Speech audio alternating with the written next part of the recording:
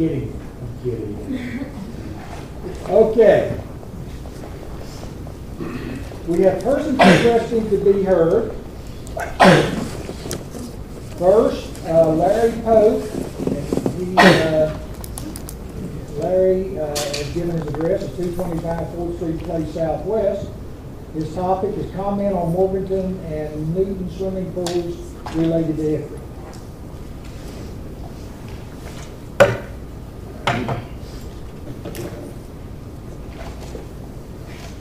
Good evening, Mayor, City Council, Mr. Berry, Mr. Crone, Attorney Crone. Thank you so much for allowing me to be heard. I was flabbergasted this morning by watching television when the news was on and they were talking about the accomplishments of Morganton and Newton, when they were talking about the amount of money that these two cities spent in rehabbing their swimming pools. Morganton spent a little bit over $200,000, $100 and some thousand by the Recreation Council and the other from the city of Morganton. Newton likewise spent money rehabbing their swimming pool for their citizens. I had to wonder, why is it that we have smaller cities in population, tax base, and other things compared to the city of Hickory when we have been told as citizens of the city that the city can't afford to have aquatics activities for the citizens of our city? I would say that not only should we be setting examples for these two cities that are much smaller in size than the city of Hickory, but they are setting examples for us. Does this mean that we should go sit down with them, ask them, how are you able to do this? And we seem not to be able. I think about the thousands of dollars that we spent bringing in consultants from Seattle, Washington, and other cities around the country to do surveys to find out what it was that our citizens wanted and was willing to pay for.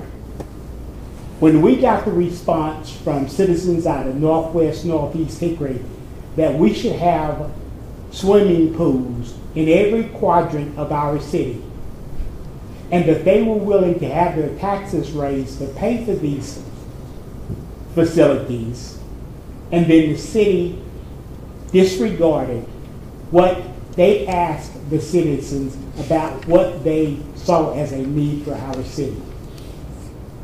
I would recommend to you as a city council that you sit down with these other governmental agencies that are so close to us, thank you, that are so close to us and that is able to do what we should be doing for our citizens.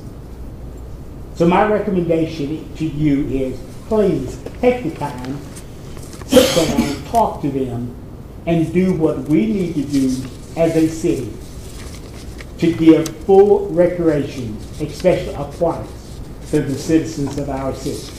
Thank you. Next, Mr. James Thomas Shell, address listed 2442 23rd Street Drive, Northeast. Topic, public information. Thank you, Council. Once again, I am here to talk about reality. I could speak on this issue for hours, but I'll try and be as brief as possible. Last summer, I feel that I was accused of representing something that is completely against my belief system when I was said to be part of a group representing Acorn.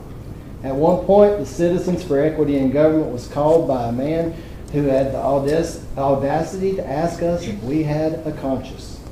Yes, we have a conscience. We don't question the collective conscience of people who were basically labeling us communists when we had invited one man to speak about getting out the vote. Do people here have a problem with people voting? I know that I don't. I tend to disagree with some of the people I associate with about individuals showing an ID when they vote, because in my opinion, one fraudulent vote is one too many. It denigrates the integrity of the system. But I also don't want to see a poor person denied the right to vote, and I don't want to see our military troops serving perilously overseas not having their vote counted.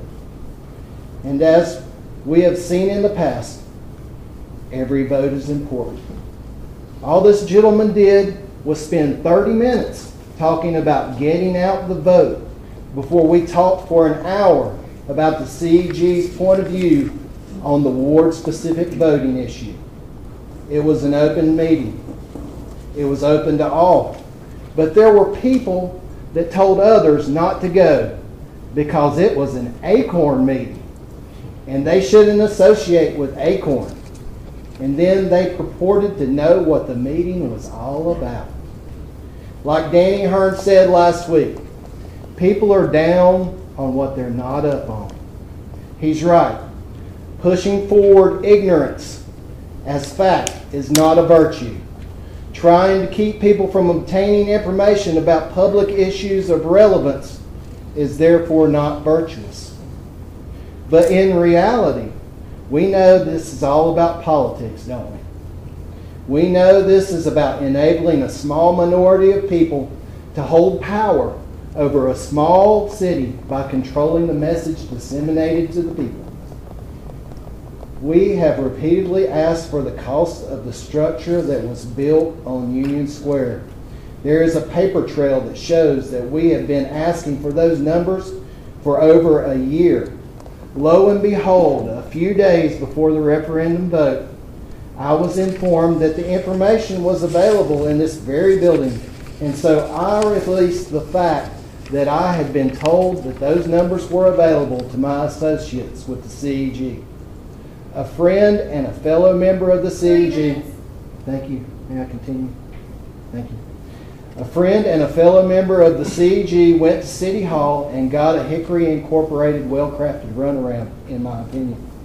And fortunately, due to my personal diligence, I know what happened that day. And my associates and I are very disappointed in how some, not all, of our public servants represented the public that day. But we should have known better from the start. The document dump provided that day seems to have been just a political ploy aimed towards the Hickory Daily Record, I don't know where they are now, to send the message out that Hickory Incorporated had cooperated fully with the CEG. So what was all the fuss about? This was a little political gambit meant to sway the public's opinion a few days before an election. Isn't it ironic that you are here tonight to receive an accounting award when the budget, implementation, and accounting involving this project on Union Square would never pass an audit? Rebecca Englefield takes the law more seriously than anyone I know. What happened that day truly does bother her. She was writing down questions asking for public information as sanctioned by North Carolina General Statute 132 when she was arrested. Arrested while asking for information that she was entitled to.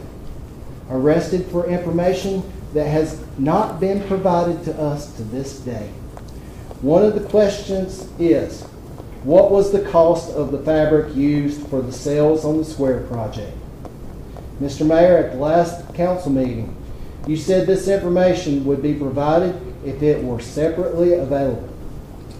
Are you telling me that we can't find out the company from the company that implemented the construction of this project, the cost per yard of this material, and the square yardage used to build this project? We can do the math. If you are telling me that there was such a lack of oversight on this project, then I am truly embarrassed. You all are entrusted with a fiduciary responsibility to operate fully on the public's behalf, whether most of the public chooses to willfully be ignorant or not. I really could care less about the Chattanooga Way. It seems to me that the Chattanooga Way equals hot water. I am sure that you know that the 6 minutes. May I continue, please? Are you getting? I'm wrapping up. I am sure that you know that the CEG doesn't like the entire process surrounding this structure, but the structure has been built. The structure belongs to the public. The dollars belong to the public. And the information belongs to the public. So let's move forward. I am sure that Alderman Lell remembers an incident the last few days of 9th grade when a group of us got sent to the principal's office because we were actually looking out for the interests of one of our teachers' safety, only to find ourselves to be the ones in trouble. The only mistake that Rebecca Englefield made that day is one I have always understood. Sometimes you have to step back and live to fight another day. Today is another day, and tomorrow will be another day. Thank you. Next, Mr. James Davis, who is listed no address or comment.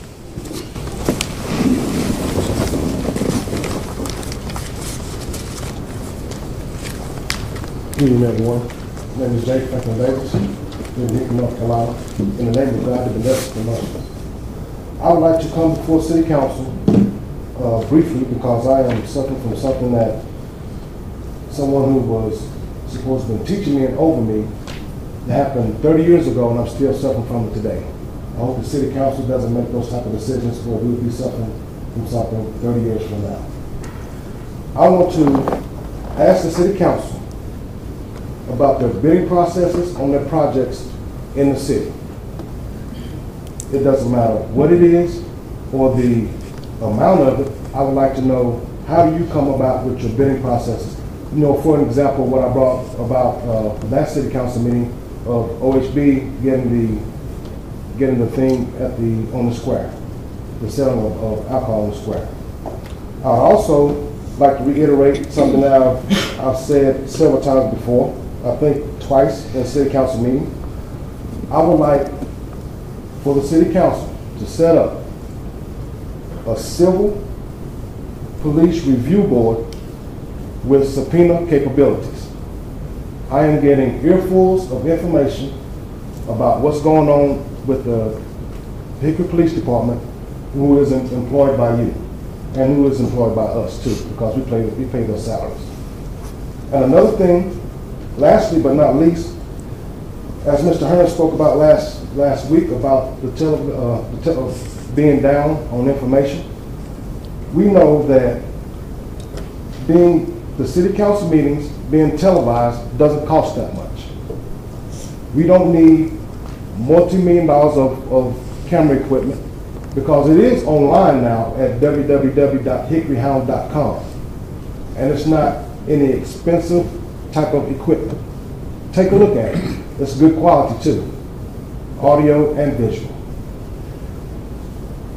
And once again, I would like for the City Council to put on, well, I'd like for the record to show, I would like City Council to explain to us, the citizens of Hickory, and particularly my group, our group, Citizens for Equity and Government, the bidding processes in which our monies are used.